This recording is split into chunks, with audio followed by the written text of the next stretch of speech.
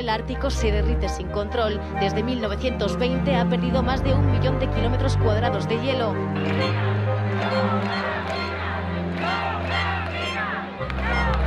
España entre los países más afectados por el cambio climático. Calentamiento, olas de calor en verano, sequía, incendios forestales, pérdida de la biodiversidad. Los viticultores están preocupados y sorprendidos. Aseguran que el clima está cambiando en Galicia.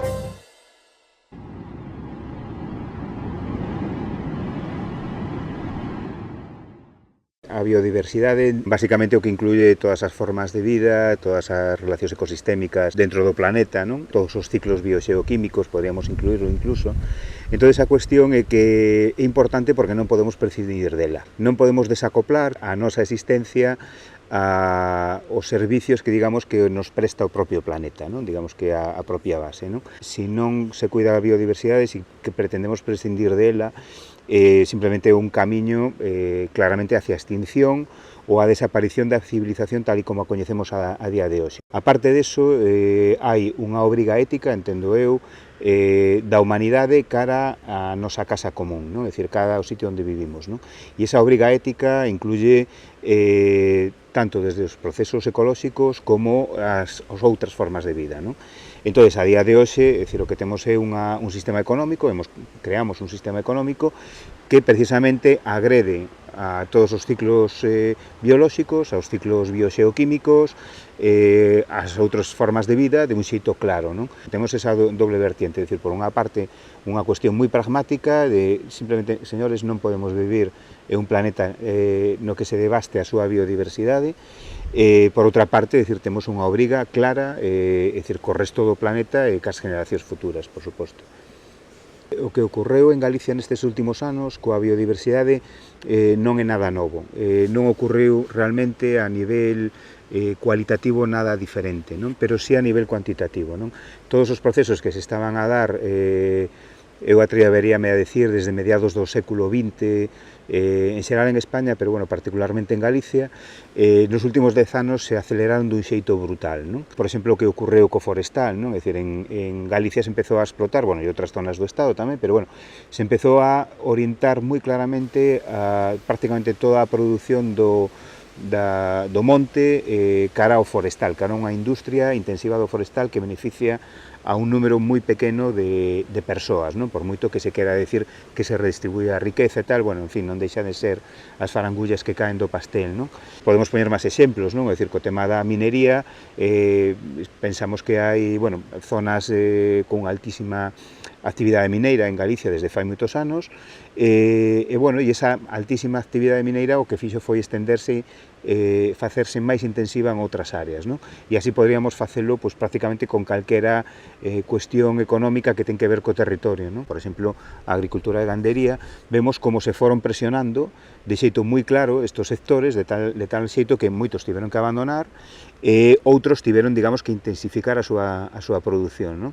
Decía que esos sectores, ao verse presionados, moitos abandonan, é dicir, son unha suma de centos ou de miles de pequenas decisións individuais, non? De persoas que teñen que abandonar e ese territorio queda en mans xa, digamos, para que entren os novos actores, non? E os novos actores son aqueles que practican o famoso land grabbing, o acaparamento de terras ou o acaparamento en xeral de recursos naturales, non? A broma, digamos, un pouco en todo este contexto é que está favorecido desde o propio goberno galego, é dicir, o último é que crea unha lei, que é a Lei de Depredación de Galicia, non? Con un nome moi decorativo, non? É dicir, vamos a facer como que é para mellorar os investimentos económicos, pero en realidade o que supoñen é vamos a eliminar calquer tipo de traba a que grandes empresas se queden co territorio para o que eles queran, non? Ben sexa forestal, ben sexa minería, etcétera, etcétera, non? Isto é unha tendencia mundial que se chama ecofascismo e que basicamente é a acaparación dos recursos naturais para determinados grupos minoritarios en detrimento da maioría da sociedade ou da maior parte da humanidade, en realidade. E a raíz da crise o discurso pasou a ser moi claro, é dicir, non nos podemos permitir en este momento conservar a natureza ou non explotar determinados recursos con determinada intensidade, porque senón non saímos da crise. Eso foi a disculpa perfecta, non? E, bueno, o sorprendente e triste é que a maior parte da sociedade comprou ese discurso, non? E non me estou referindo únicamente, digamos, a unha parte máis liberal ou máis de dereita, senón que na esquerda, é dicir, moi claramente tamén se comprou ese discurso, non? É dicir, por parte da esquerda clásica, non?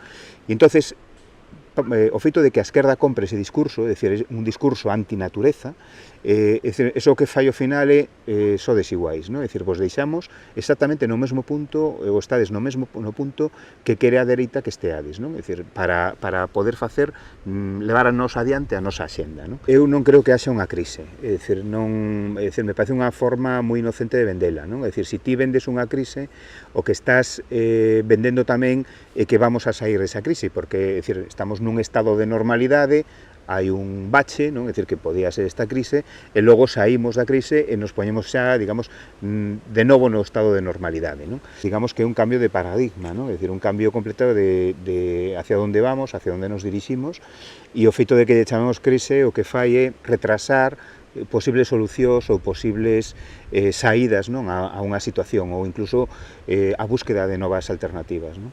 Isto ten que servir para que determinadas capas da sociedade reflexionen, para facer fronte precisamente ao ecofascismo, non, a nivel global e a nivel local, non? Non quero meterlle medo a ninguén, o sea, porque non é unha cuestión de medo, é unha cuestión de afrontalo. O escenario futuro a corto, medio prazo é xa complicado, non?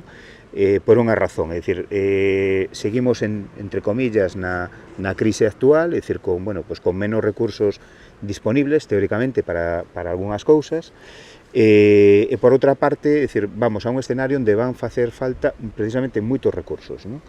E todo isto ven a colación, por exemplo, do cambio climático, non? É dicir, o cambio climático nos vai a poñer nunha situación moi mala a moita xente, é dicir, por exemplo, non podemos obviar que en boa medida, é dicir, parte dos problemas, entre comillas, que hai coa emigración, non? É dicir, que non é un problema noso, sino que é un problema que teñen a xente que ten que emigrar, é dicir, está derivado de cambios climáticos, precisamente en África, que fan que ali non se poda cultivar, é dicir, que simplemente chega un momento en que non se pode vivir. Son o que se chama emigrantes climáticos. E aparte que logo tamén está moi disfrazado, porque unha vez que hai un problema de recursos naturais, de acceso a auga, acceso a comida, acceso a determinadas cuestións moi básicas, ese é o momento no que aparecen distintas crises políticas, non? Entón, é que son refugiados políticos, sí, tamén, pero es que previamente son refugiados climáticos, non? E o escenario máis próximo son escenarios non de cambio climático, que, a xente pensa que simplemente vai facer máis calor, senón de caos climático, é dicir, co cal colleitas, disponibilidade de auga, un montón de cousas non van a estar aseguradas nunca, en ningún momento, e polo tanto, é dicir, pode haber movementos incluso internos, digamos, de trasvase de persoas, non? E iso dá lugar a problemas políticos, e xa está vendo problemas políticos, non? É dicir, cando se loita, digamos, entre distintas comunidades, por exemplo, por unha cousa tan básica como é a auga, non? É dicir, a nova, digamos, o noticiable non é que estean loitando comunidades autónomas, por un recurso, o noticiable é que non haxa unha disponibilidade dese recurso, non? Eso é a cuestión, non? Entón, o escenario próximo, en ese sentido, é complicado, non? É dicir, caos climático, inseguridade climática a todos os niveis, por outra parte, é dicir, menos recursos para facer frente a ese tipo de problemática, non? Outra das cousas, por exemplo, no que se reflicte isto é, por exemplo, na desertificación, é dicir, hai menos disponibilidade de terras de cultivo, que iso é unha dimensión, é dicir, vamos a ter menos terras de cultivo, pero que tamén a desertificación incide en como o chan captura CO2, é dicir, que vamos a ter menos ecosistemas disponibles para a captura de CO2, non? Entón, digamos que son cousas que se retroalimentan e van a empeorar a situación no futuro, non? Por outra parte, tamén continuamos con unha axenda que incide precisamente en ese cambio climático, non? É dicir, as emisións de CO2 nos últimos anos en España aumentaron brutalmente, non? Entonces, debería facernos reflexionar acerca do que queremos, se queremos seguir por aí ou queremos cambiar.